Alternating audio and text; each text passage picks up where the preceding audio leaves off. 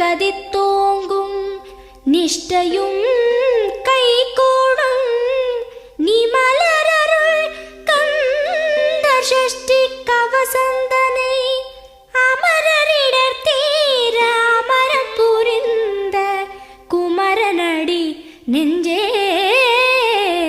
குறி.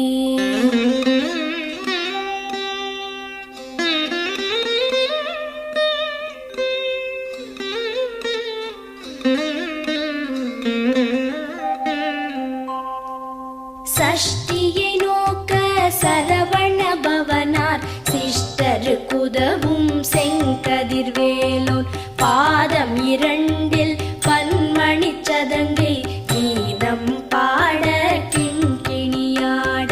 சஷ்டியை நோக்க சரவண பவனார் சிஷ்டருக்குதவும்